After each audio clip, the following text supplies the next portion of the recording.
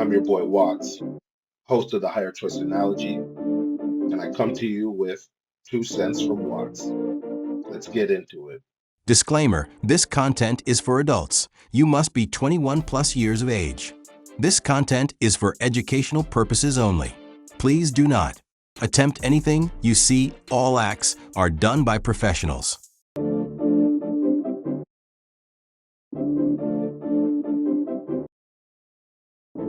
We're back with another bang, and today we're going to speak plant feeding, nutrients, how to give it to your plants when they need it. I have plants in many different stages. This is one grow. I have another grow as well, and they're in different stages. So I'm constantly having to mix different ratios of nutrients when feeding, and making sure that the designated plant gets that designated feed. Big mistakes taken are people are overfeeding, not knowing that they're overfeeding, or they're underfeeding, not realizing they're underfeeding, or they're overwatering, and the plant's not getting a chance to breathe and actually take up those nutrients and spread its roots, as we say. With that being said, we're gonna hop on into this, but before we do, here's a quick nod to Green Rush Nutrients.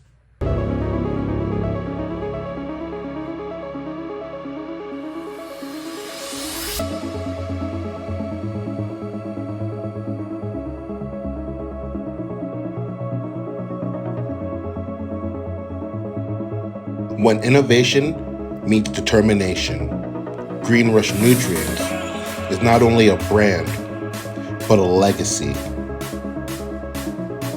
Use code GREENBEAN at checkout. Make life in your garden simple. To feed a cannabis plant, you must provide it with the right nutrients at different stages of its life cycle, as well as maintain a proper pH balance in the growing medium. For all of you who may not understand what the pH is, it's a range that the plant needs to be in order to have optimal uptake within the root system. So if it's too acidic or not acidic enough, and not get a chance to breathe, and then at this point, your plant will show deficiencies. And sometimes, depending on where you are in your stage of growth, that plant may or may not survive trying to get back into a regular growth pattern. So when we're feeding these plants, we want to also make sure, alongside the feeding, we're making sure that the pH balance in the feed as well as in the soil are optimal. And if they're not, then we know that we'll need to add either a pH up or a pH down.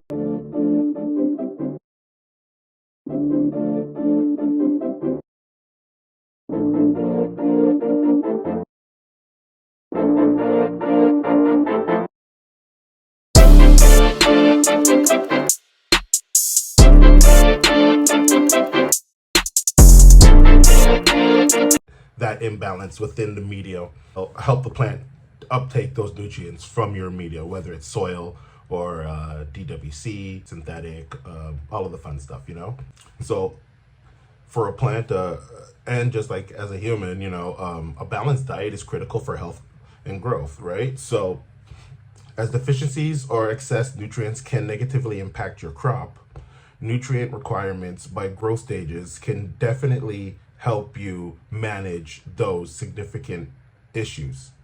The nutritional needs of a cannabis plant changes as it matures. So you have your different stages, your seedling, and then you move into more maturity, where your plant now is reaching into teenage years. Then you got a full mature plant on your hand, and you're hitting, you're an adult plant, and you're showing signs of what you are, whether it's a male or a female. You should be seeing signs by that point in time of what its gender reveal is. So in the seedling stage, nutrients for the first few weeks seedlings get nutrients from their cotyledon leaves, and you know those two little leaves that pop out on the side? Those are the first set of leaves to come out.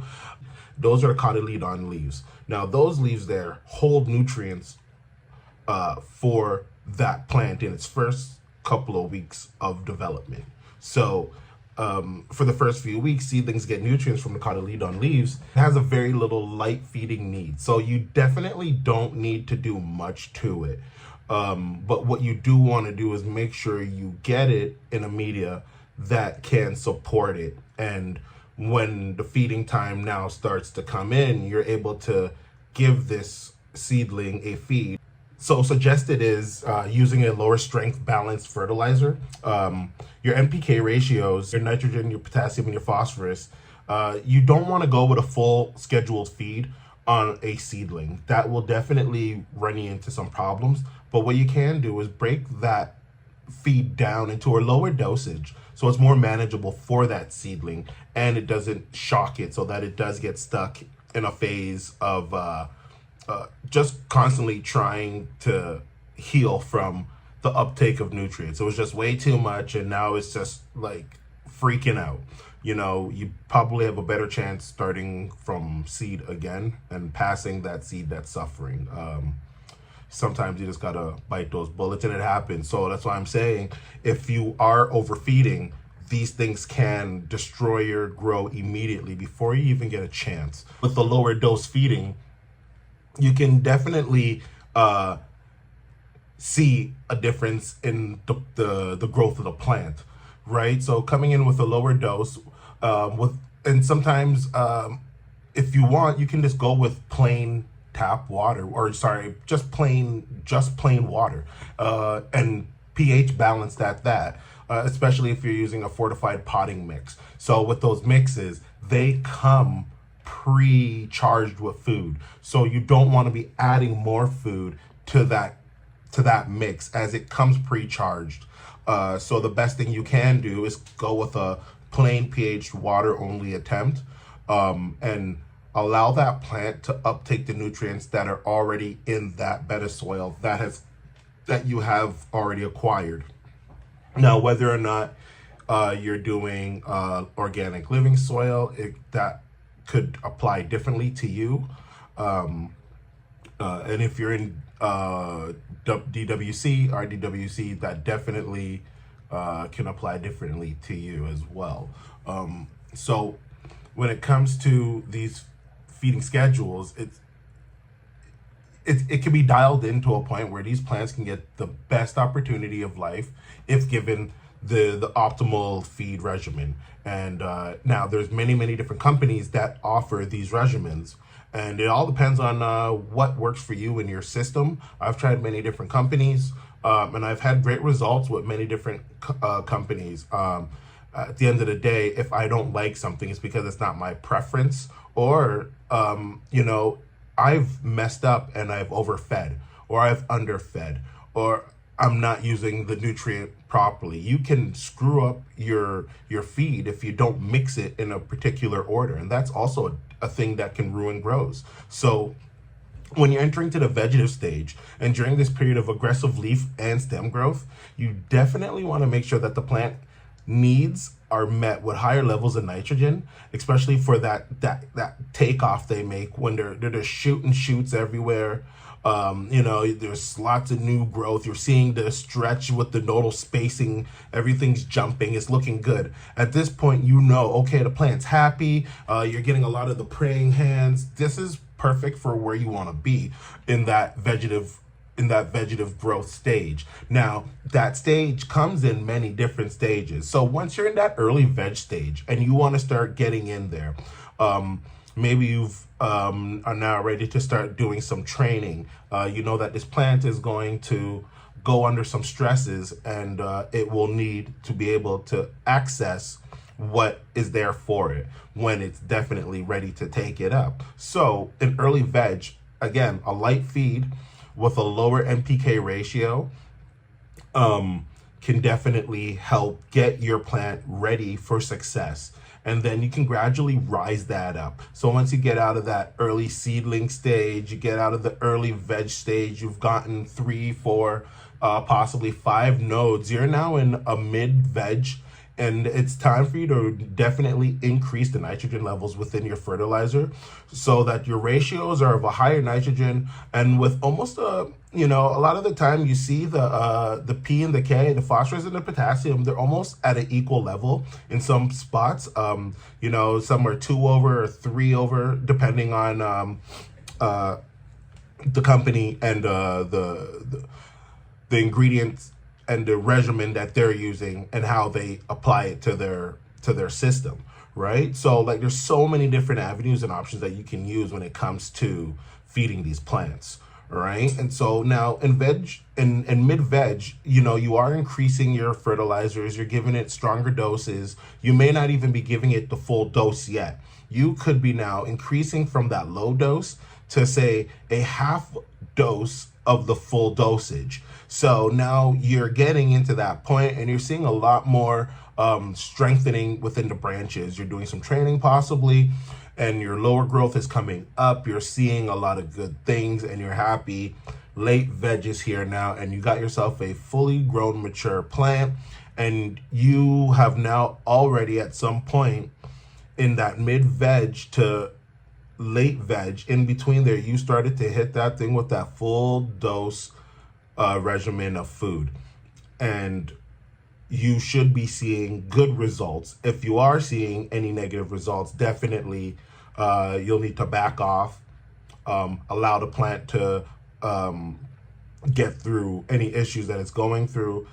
You could have mixed the nutrients incorrectly, if that's the case, or your plant is doesn't like that higher dosage of feeding, and that means back off a little bit more. Give it a good watering, give it a chance to get those that full dosage out if it didn't like it, and back off to like a half a dose of that full dosage, and see how she progresses from there. So when you with that late veg, you also want to make sure that you're also beginning to lower your nitrogen as you're going to want to start transitioning your plant to get prepared for that flowering stage that we're all gearing for, right? So with the flowering stage comes in, you want to make sure that the nitrogen's been lowered so the plant's had a chance to uptake those nutrients. And now you've transitioned your plant into flower, and you want that plant now to absolutely just jump and shoot and show off is what we actually want from her. We want to see what she's made of. We've gone through all that hard work in the veg stage. We've nursed her, we got her here, we've raised that child up now, and now we're saying, okay, now show me what you can do. And at this point in time, it's kind of like a no touchy, but you get that first 3 weeks of that stretch where you definitely want to take advantage of the plant when it comes to manipulating how it grows, as it can get out of control, strain dependent. You just want to make sure that the cultivar that you are using fits your needs, and not only, and when I say needs, not your smoking needs, but also the needs of your confinement, where you're growing, if it's enough space. Airflow is absolutely important.